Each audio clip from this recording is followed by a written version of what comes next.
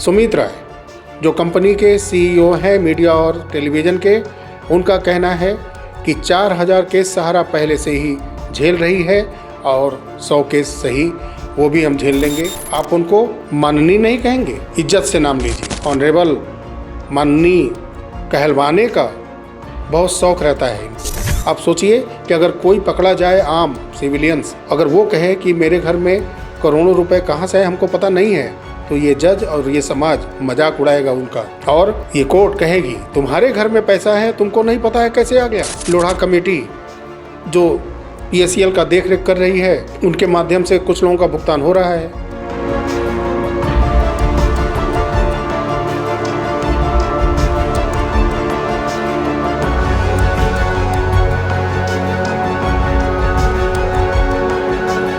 नमस्कार साथियों, पिछले सहारा के वीडियो में मैंने आप लोगों को बताया था कि लखनऊ के अंदर जो मीडिया कर्मी हैं और टीवी चैनल के ऑपरेट करने वाले कर्मचारी हैं, इन लोगों का अनशन शुरू हुआ था 17 जुलाई से, और एक लेटर भी वायरल हुआ था जिसमें सहारा की तरफ से ये कहा गया कि जो रिटायरमेंट की समय सीमा है कर्मचारियों की, जिसमें कि मीडिया कर्मी, टीवी चैनल कर्मचारी, इन लोगों को उसमें नहीं रखा गया है और इनके लिए बाद में कोई दिशा निर्देश जारी किया जाएगा। और उसके अलावा जो अन्य कर्मचारी हैं उनकी रिटायरमेंट की उम्र की समय सीमा 60 वर्ष की बजाय 58 साल कर दी गई है। लेकिन जो अनशन पर कर्मचारी बैठे हुए हैं उनका कोई सुध बुध लेने वाला सहारा के अंदर नहीं है। जो टीवी चैनल और मीडिया के सहारा की कंपनी के CEO हैं सुमित राय जी, उनके द्वारा कहा जाता है कि सहारा के पास इस समय पैसा नहीं है, पूर्ण वेतन इन लोगों को नहीं दिया जा सकता। जो पहले टोकन मनी के रूप में कुछ मिलता भी था वो भी बंद है। ये सारे कर्मचारी फिर हड़ताल पर अपने काम धाम को ठप करके बैठ जाते हैं। उसमें से ये कहा जाता है कि काम चलता रहेगा, लेकिन कंपनी के CEO की तरफ से अड़ियल रवैये की वजह से कामकाज भी रोक दिया जाता है। और फिर कंपनी के CEO सुमित राय के माध्यम से सारे कर्मचारियों से, जहां से चैनल को ऑपरेट किया जाता है, डिजिटल मीडिया हो या प्रिंट मीडिया हो, ये सारे ऑपरेट करने वाले अफसरों के जो भी कर्मचारी रहते हैं उनसे चाबियां ले ली जाती हैं और फिर इनको वहां से कॉम्प्लेक्स के अंदर से बाहर कर दिया जाता है। बाहर ये फिर धरने पे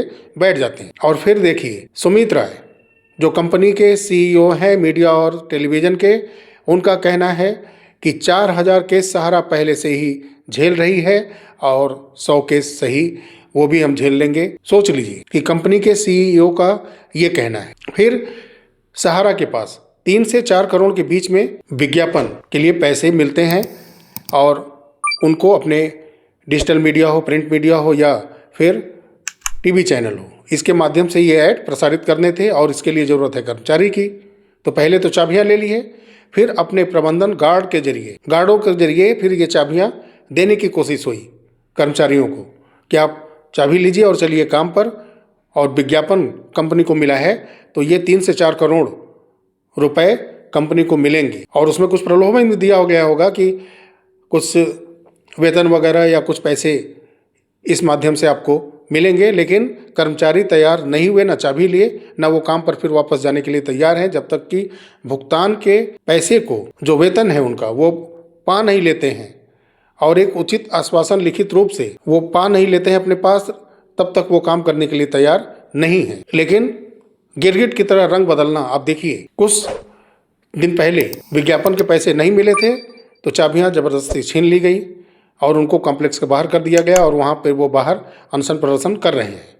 लेकिन जैसे ही कंपनी के पास कुछ करोड़ के विज्ञापन आते हैं, वैसे ही गार्डों को भेज करके चाबियां देने का प्रस्ताव आता है और काम पर लौट आइए और कंपनी के साथ जुड़ के काम करिए, और फिर वही प्रलोभन का रास्ता। तो क्या उम्मीद करें ऐसे जो अपने कर्मचारियों को कंट्रोल नहीं कर पा रहा है, संभाल नहीं पा रहा है, उनके हित की रक्षा नहीं कर पा रहा है। उनको एक, ठीक है सहारा इस समय डिस्टर्ब है, लेकिन क्या एक उचित लेन देन जो कर दे रहा था जिसके वजह से वो कर्मचारी उसमें अभी तक काम कर रहे थे, उतना भी पैसा ये नहीं दे पा रहे हैं जिनके वजह से ये ऐड चल रहे हैं चैनल पे, या डिजिटल मीडिया हो या प्रिंट मीडिया हो। क्या उम्मीद करें कि ये अपने एजेंट के साथ, अपने निवेशकों के साथ एक अच्छा व्यवहार आगे चल के करेंगे? क्योंकि सेबी सहारा केस इन लोगों का एक ढाल बना है। इनकी तमाम कंपनियां हैं, उनका नाम नहीं लेते ये, और सेबी सहारा, सेबी सहारा, सेबी सहारा। अब एक और उसमें जुड़ गया है, 18 मार्च का जो सेटल्ड हुआ है वो भी एक बहाना आ गया है सामने कि ये सब चीज़ों की सच्चाई सामने आ जाएगी।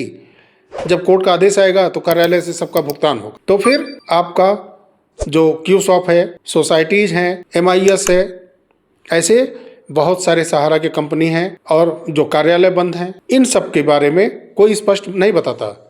लेकिन सेबी सहारा केस के ढाल में ये छुपे हैं लोग, उसी को आड़ बना लिया है। और आगे CRCS पोर्टल। एक बात समझ में आती नहीं है कि सरकार, सेंट्रल गवर्नमेंट चाह जाए तो बहुत कुछ हो जाए, और सहारा का क्या जो और तमाम कंपनियां हैं, PACL है, शारदा चिट फंड है, नवजीवन बैंक है, अमर ज्योति, यूनिवर्सल फाइनेंशियल जैसी कंपनियां हैं, बहुत सारी कंपनियां हैं। कोई भी कंपनी हो, निवेशकों का जो पैसा लेकर के भगा है और जिसका केस किसी भी कोर्ट के अंदर चल रहा है, चाहे वो राज्य सरकार के पास वो मुद्दा हो या सेंट्रल गवर्नमेंट के पास वो मुद्दा हो, तो ऐसे वीडियो के माध्यम से हम लोग का प्रयास यही रहता है कि सभी लोगों का पैसा मिले। लोढ़ा कमेटी जो PACL का देख रेख कर रही है, उनके माध्यम से कुछ लोगों का भुगतान हो रहा है। अगर जो रिटायर्ड न्यायाधीश सहारा के CRCS पोर्टल के भुगतान को देख रेख कर रहे हैं, अगर उन्हें लगता है कि CRCS पोर्टल सही से काम कर रहा है, तो हम लोग या आम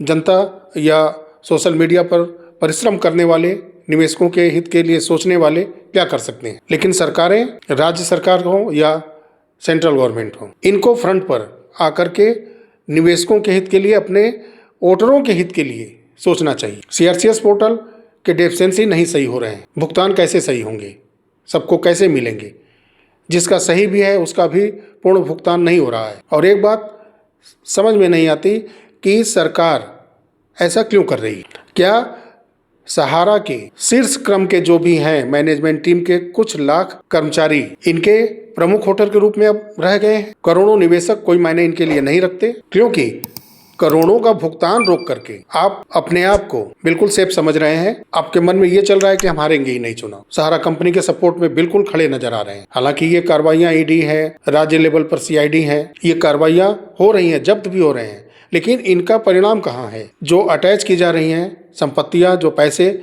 आने चाहिए निवेशकों की जेब में, तो वो उसकी बात तो छोड़िए, जो सेबी के पास जमा है वही पैसा एक ट्रांसपेरेंसी तरीके से आम निवेशकों के पास नहीं जा रहा है, पूर्ण रूप से सबका पैसा नहीं दिया जा रहा है। पता नहीं क्यों सेंट्रल गवर्नमेंट ऐसा कर रही है। और सुप्रीम कोर्ट का क्या कहना, वो अपने जज को बचाने में लगे हैं। हाई कोर्ट के यशवंत शर्मा, एक वरिष्ठ वकील, ईमानदार वकील, इनके ऊपर केस चलाने के लिए सुप्रीम कोर्ट से ऑर्डर लेने जाते हैं और वहां पर सिर्फ सर नेम लेकर के बुला देते हैं, वर्मा कह देते हैं। तो CGI BR गवई जी, जिनसे कि करोड़ों निवेशक उम्मीद लगाए बैठे हैं न्याय की, सहारा के, वो कहते हैं कि आप ऐसे कैसे बोल सकते हैं? क्या वो आपके फ्रेंड हैं?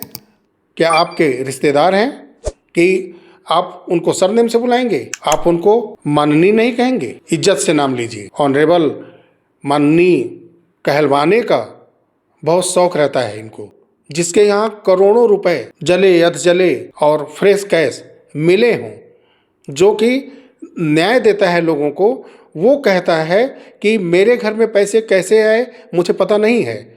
आप सोचिए कि अगर कोई पकड़ा जाए, आम सिविलियंस, अगर वो कहे कि मेरे घर में करोड़ों रुपए कहाँ से आए हमको पता नहीं है, तो ये जज और ये समाज मजाक उड़ाएगा उनका। और ये कोर्ट कहेगी तुम्हारे घर में पैसा है, तुमको नहीं पता है कैसे आ गया? बताइए, ये जज बोल रहे हैं अपनी बचाव में, और उनको माननीय नहीं कहने से वो भड़क जाते हैं एक वरिष्ठ वकील पर। CGI इस भ्रष्ट तंत्र से उम्मीद करते हैं कि करोड़ों लोगों को इंसाफ मिलेगा। ये सिस्टम इतना भ्रष्ट है कि यहाँ पे अच्छे लोग अगर हैं भी तो उसमें वो दब जाते हैं, सहम जाते हैं, खुल के कार्य नहीं कर पाते। तो चलिए साथियों, इस वीडियो में इतना ही।